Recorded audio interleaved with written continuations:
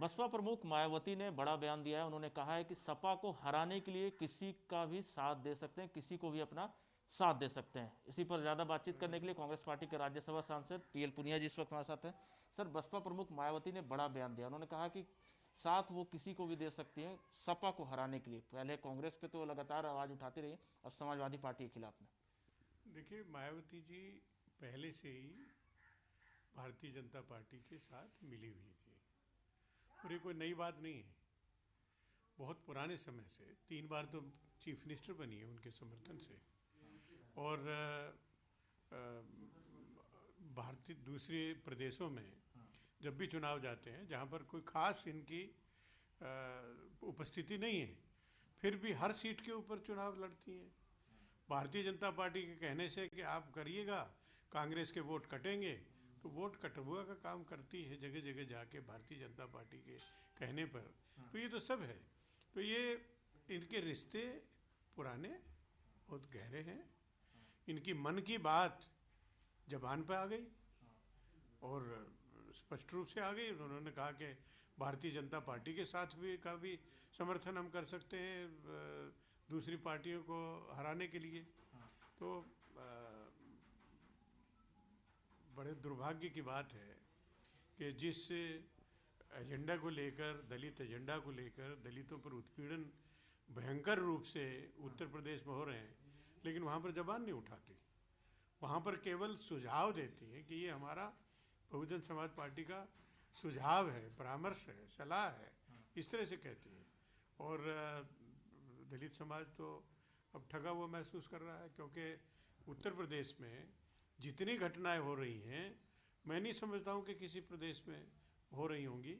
और दुर्भाग्य की बात यह है कि ये सरकार, योगी आदित्यनाथ जी की सरकार, तो जो उत्पीड़न करने वाले लोग हैं उन्हीं को समर्थन करती हुई नजर आ रही है जगह जगह पर ये घटना है। हालांकि सर, अब बीजेपी के नेता भी सपोर्ट देने लगे हैं। वो कह रहे हैं कि हमारे दरवाजे खुले हैं, अगर बसपा प्रमुख मायावती आती है तो हमारे दरवाजे खुले हुए हैं उनके लिए। और ये भी उनका कहना है कि जब गठबंधन कर रहे थे वो सपा के साथ में, तब उन लोगों ने विरोध जताया था और कहा था कि गठबंधन गलत है, उन्हें नहीं करना चाहिए।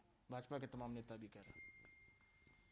देखिए, भारतीय जनता पार्टी कह रही है कि उनके दरवाजे खुले हैं। इनके दरवाजे बंद कहाँ थे? पिछले दरवाजे से ये तो एक ही मिले हुए हैं, दोनों एक हैं। भारतीय जनता पार्टी और बहुजन समाज पार्टी, उसमें अंतर नहीं है, पूरी तरह से एक है। तो इसलिए लोग बाग तो अब समझ गए, अच्छी तरह समझ गए, और पूरी तरह से इसका जवाब भी मिलेगा उनको। उत्तर प्रदेश में एक बड़ा मसला अब लव जिहाद का है। मुख्यमंत्री योगी आदित्यनाथ सामने आते हैं, वो कह रहे हैं कि इसके खिलाफ कठोर कानून बनाएंगे। क्या आपको लगता है वक्त है इसके खिलाफ में कानून बनाने के लिए, कठोर कदम उठाने के लिए? क्योंकि मामले लगातार हर जिले से कहीं ना कहीं वैसी खबरें आने लगी हैं। देखिए, योगी आदित्यनाथ जी कुछ न कुछ ऐसे बयान देते हैं जिससे समाज में बंटवारा हो, धर्म के आधार पर बंटवारा हो। और कानून तो बहुत है, उन कानून को सख्ती से लागू करना जरूरी है।